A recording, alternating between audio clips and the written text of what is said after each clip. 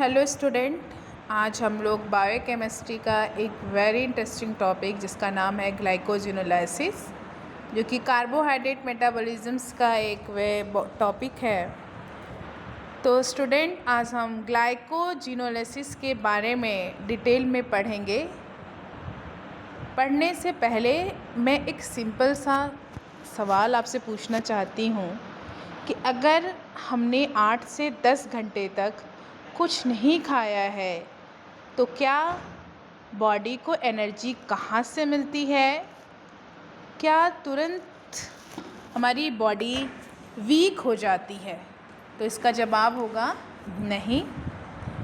इसका रीज़न है कि हमारी बॉडी ग्लूकोज को फ्यूचर्स के यूज़ के लिए ग्लाइकोजन के फॉर्म में स्टोर करके रखती है। जब ब्लड ग्लूकोज लेवल्स में कम होने लगता है या बॉडी में एक्स्ट्रा ग्लूकोज की ज़रूरत होती है तो क्या करता है, जो स्टोर ग्लाइकोजन है उसको तोड़ के ग्लूकोज बनता है और इसी प्रोसेस को हम ग्लाइकोजिनोलाइसिस के नाम से जानते हैं। ये प्रोसेस बॉडी का एक नेचुरल सर्वाइवल मैकेनिज़्म है जो फास्टिंग, एक्सरसाइज, स्ट्रेस, स्टारवेशन या फिर इमरजेंसी कंडीशंस में हमें एनर्जी प्रोवाइड्स करता है। अगर ग्लाइकोजिनोलाइसिस ना हो तो ब्लड ग्लूकोज लेवल बहुत जल्दी कम हो जाएगा और ब्रेन को ग्लूकोज नहीं मिलेगा, जिससे डिज़नेस, वीकनेस और अनकॉन्शियसनेस तक पहुंच सकती है। तो इन सब चीज़ों को जानने से पहले हम एक चीज़ को जानेंगे कि ग्लाइकोजन होता क्या है। तो ग्लाइकोजन को हम एनिमल स्टार्च या फिर ह्यूमन स्टार्च के नाम से जानते हैं। जैसे प्लांट्स में आप लोगों ने सुना है कि प्लांट्स अपना फूड जो है स्टार्च के फॉर्म में बॉडी में स्टोर करता है, वैसे ही एनिमल्स भी या फिर ह्यूमंस बॉडी भी ग्लूकोज को ग्लाइकोजन के फॉर्म में स्टोर करती है। ग्लाइकोजन एक हाईली ब्रांच पॉलीसेकेराइड्स है जो हज़ारों ग्लूकोज मॉलिक्यूल से मिलके बना होता है और ये हज़ारों जो ग्लूकोज मॉलिक्यूल्स होते हैं ये ब्रांचेस के फॉर्म में होते हैं, जिसकी वजह से एंजाइम्स इनको बहुत जल्दी ब्रेक डाउन कर पाती है। जब भी बॉडी को इमरजेंसी टाइम में एनर्जी की रिक्वायरमेंट्स होती है तो इसी ग्लाइकोजन को ब्रेक डाउन करते हैं। अब कहाँ पे स्टोर होता है ग्लाइकोजन? तो हमारी बॉडी में ग्लाइकोजन मेनली 2 जगहों पे स्टोर होता है। एक है हमारा लीवर और एक है हमारा स्केलेटन मसल्स। लीवर की बात अगर हम करें तो लीवर में लगभग 100 to 120 ग्राम्स ग्लाइकोजन स्टोर होता है, जिसका मेन फंक्शन होता है ब्लड ग्लूकोज लेवल्स को नॉर्मल्स मेंटेन रखना। जब फास्टिंग हो या फिर ब्लड ग्लूकोज लेवल्स कम हो तो लीवर ग्लाइकोजन्स को तोड़ के ग्लूकोज ब्लड लेवल्स को रिलीज़ करती है। दूसरी तरफ मसल्स में 300 to 400 ग्राम्स ग्लाइकोजन्स होता है और ये ग्लाइकोजन सिर्फ मसल्स ही यूज़ करती है अपने रिक्वायरमेंट्स के हिसाब से। मसल्स में जो ग्लूकोज है वो ब्लड्स में रिलीज़ नहीं होती है, क्योंकि मसल्स में ग्लूकोज 6 फॉस्फेटेज एंजाइम, एक एंजाइम जो ग्लूकोज को ग्लूकोज 6 फॉस्फेट में कन्वर्ट करती है, ग्लूकोज 6 फॉस्फेटेज एंजाइम्स वो एब्सेंट होती है। इसकी वजह से कभी भी दूसरे ऑर्गन्स इस ग्लाइकोजन का, इस ग्लूकोज का यूज़ नहीं कर पाते हैं। अब कहाँ पे ग्लाइकोलाइसिस, ग्लाइकोजिनोलाइसिस कहाँ पे होती है? अब क्वेश्चन आता है कि ग्लाइकोजिनोलाइसिस कब स्टार्ट होती है? जब हम खाना नहीं खाते हैं, फास्टिंग स्टेट में होते हैं, जब ब्लड ग्लूकोज धीरे धीरे कम होने लगता है, तो इस सिचुएशंस में क्या होता है, हमारा जो पैनक्रियाज है वो एक हार्मोन सिक्रीट करती है जिसको बोलते हैं हम, क्या बोलते हैं, ग्लूकागॉन हार्मोन्स। और ये हार्मोन्स लीवर को सिग्नल देता है कि जो स्टोर करके तुमने ग्लाइकोजेंस को रखा है, अब टाइम आ गया है इसको ग्लूकोज में कन्वर्ट करने का और ब्लड्स में रिलीज़ करने का समय आ चुका है। तो हमारे मसल्स को कौन बताता है कि ग्लाइकोजेंस को ग्लूकोज में कन्वर्ट करने का टाइम आ गया है? लीवर में जो देखो, लीवर का जो हिपेटोसाइट सेल्स होता है वो, और स्केलेटन मसल्स का जो मायोसाइट्स होता है वो। लेकिन हार्मोन्स की बात कर रहे हैं यहाँ पे। जब हम एक्सरसाइज कर रहे होते हैं तो मसल्स को बहुत ज़्यादा एटीपी की रिक्वायरमेंट्स बढ़ जाती है, इसलिए जो हमारा एड्रिनल ग्लैंड्स है वो ईपीनेफ्रिन हार्मोन्स को रिलीज़ करता है और वो ग्लूकागॉन ब्रेकडाउन्स को इंक्रीज़ करता है। इसी वजह से रनिंग का टाइम हो, जिम का टाइम हो, स्पोर्ट्स के दौरान मसल्स को तुरंत एनर्जी मिलती है। स्ट्रेस है, फियर है, इमरजेंसी कंडीशंस में भी ग्लाइकोजिनोलाइसिस जो है वो इंक्रीज़ हो जाती है। अब कहाँ पे होता है? तो ग्लाइकोजिनोलाइसिस मेनली लीवर और स्केलेटन मसल्स के सेल के साइटोप्लाज्म में होता है। लीवर का फंक्शन है ग्लूकोज लेवल्स को मेंटेन करना और मसल्स का फंक्शन है एटीपी बनाना, जिसकी वजह से मसल्स कॉन्ट्रैक्शंस हो सके। अब हम लोग क्या करेंगे, स्टेप्स को पढ़ेंगे। स्टेप्स को पढ़ने से पहले हम एक डायग्राम्स को देखते हैं। दिस इज़ द डायग्राम, ठीक है। देखो कैसे प्रोसेस स्टार्ट होता है।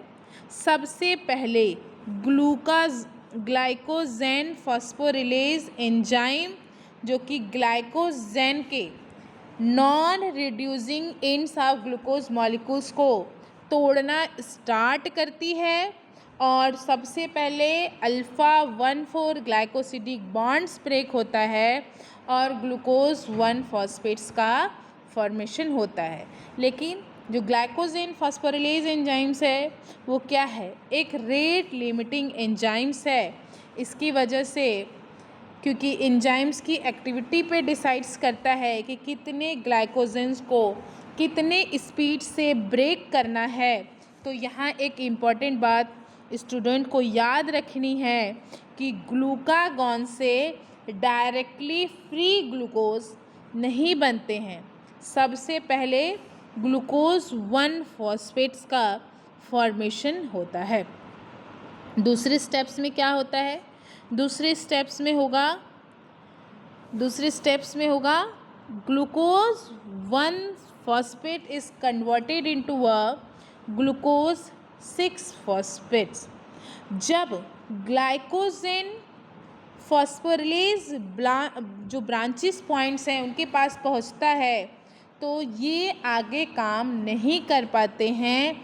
अब डी ब्रांचिंग एंजाइम्स एक्टिव होंगे और इस एंजाइम्स का फंक्शन क्या होता है?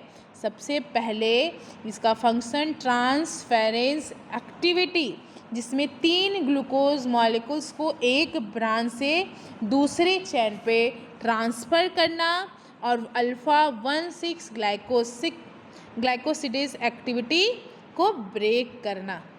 अब फॉर्मेशन होगा ग्लूकोज 6 फॉस्फेट का। अब ग्लूकोज 1 फॉस्फेट की एंजाइम जिसका नाम है फॉस्फोग्लूकोम्यूटेस, अब किस में कन्वर्ट्स करेगी? उसको कन्वर्ट्स करेगी ग्लूकोज 6 फॉस्फेट्स में। और ये प्रोसेस कहाँ पे होगा? सिर्फ लीवर में होगा और लीवर में जाके ये ग्लूकोज 6 फॉस्फेट फ्री ग्लूकोज में कन्वर्ट हो जाएगा।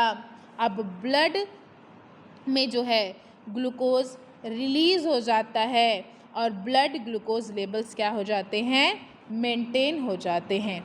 लेकिन मसल्स में ये एंजाइम्स एब्सेंट है, इसलिए मसल्स की ग्लूकोज कभी भी ब्लड्स में रिलीज़ नहीं होते हैं। मसल्स की ग्लूकोज 6 फॉस्फेट को ग्लाइकोलाइसिस में भेज के एटीपी का फॉर्मेशन किया जाता है।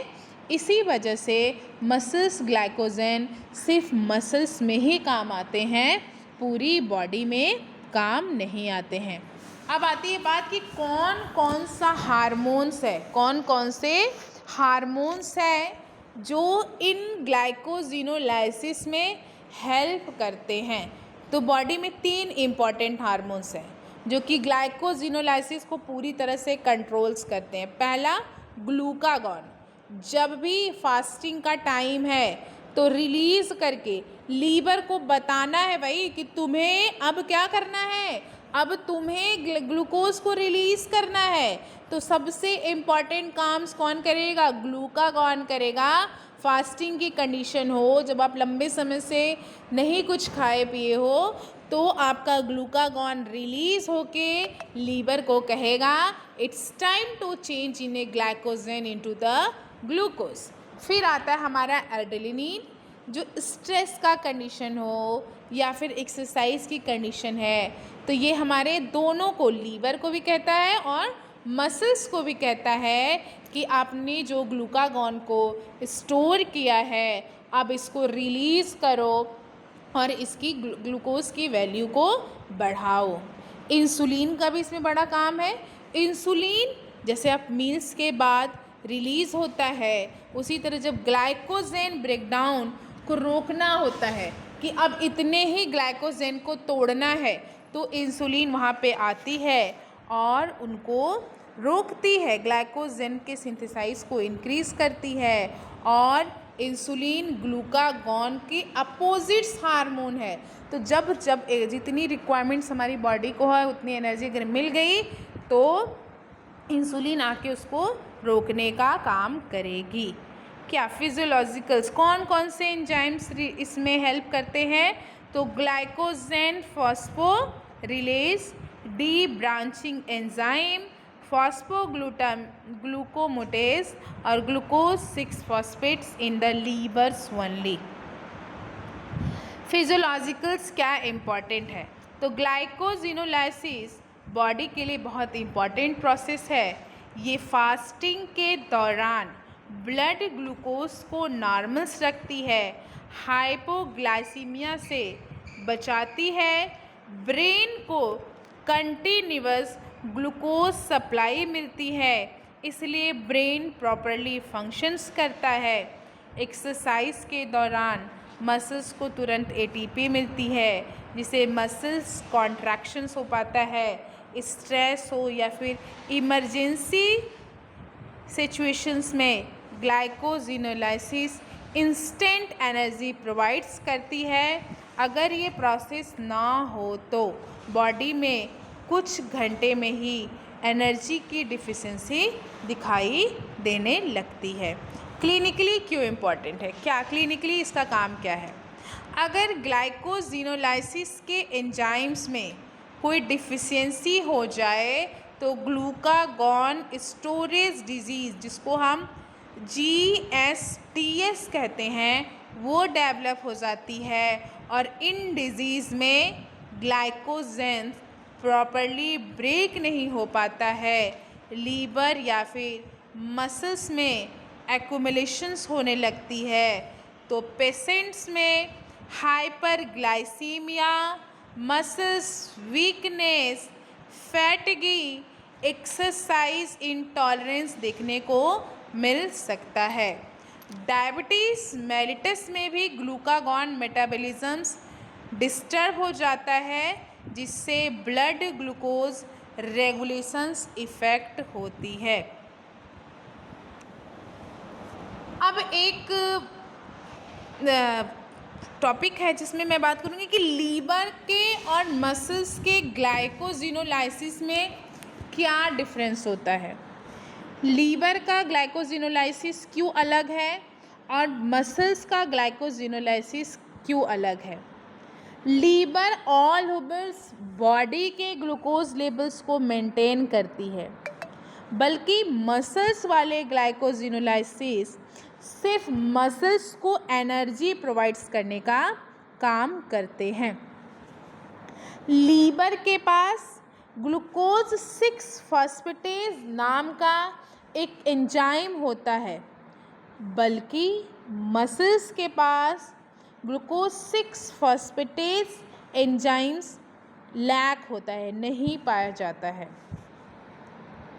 लीवर ग्लूकोज को इसी ग्लूकोज 6 फॉस्फेटेज एंजाइम्स की वजह से ग्लूकोज में कन्वर्ट्स करके उसको ब्लड में रिलीज़ कर पाती है, जबकि ग्लूकोज 6 फॉस्फेट्स मसल्स वाले फॉस्फेटेज की कमी की वजह से ग्लाइकोलाइसिस करके एनर्जी को प्रोवाइड्स करता है।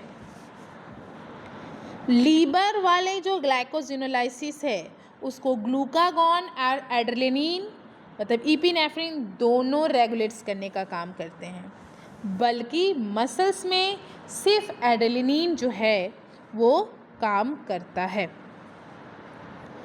ये आपका PDF है जो कि पूरी तरह से ग्लाइकोजिनोलाइसिस से डेडिकेशन है। इसमें सब कुछ ग्लाइकोजिनोलाइसिस से रिलेटेड जितने भी इम्पॉर्टेंट थिंग्स है सब कुछ इसमें दिया गया है। तो thank you so much for the coming in the class.